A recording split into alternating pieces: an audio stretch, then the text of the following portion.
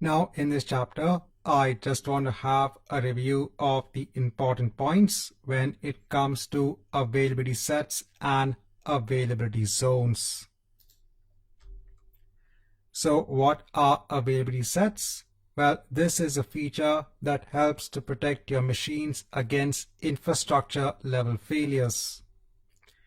Here, if you have an unplanned event which affects the underlying infrastructure, so when you actually deploy virtual machines on the Azure platform, you should consider any sort of unplanned events that could affect the underlying infrastructure.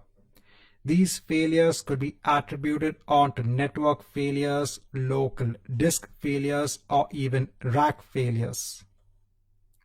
You should also consider planned maintenance events that need to be conducted from Microsoft from time to time, wherein they make these planned updates onto the underlying physical environment. In such cases, a reboot might be required on your virtual machine because there might be a reboot that may be required on the underlying physical server that is hosting your VM. So you can increase the availability of your application by making use of availability sets. Each virtual machine that is assigned onto the availability set is assigned a separate fault and update domain. Now, when it comes to fault domains, so these are used to group virtual machines that share a common source and network switch.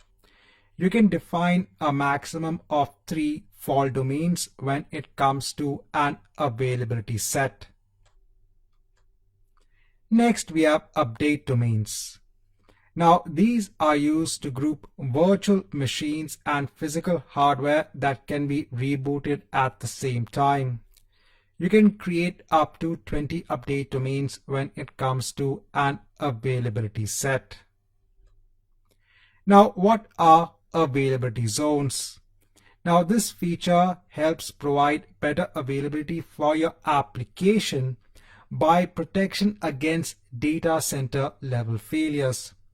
Remember, when it comes to availability sets, they don't protect against a data center level failure. So if your data center goes down, then your availability set is not available at all.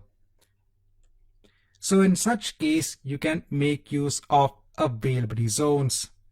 Each availability zone is a unique physical location in an Azure region.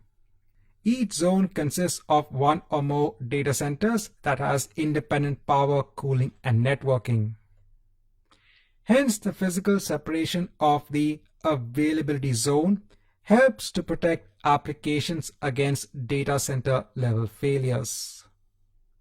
Using availability zones, you can be guaranteed an availability of 99.99% for your virtual machines.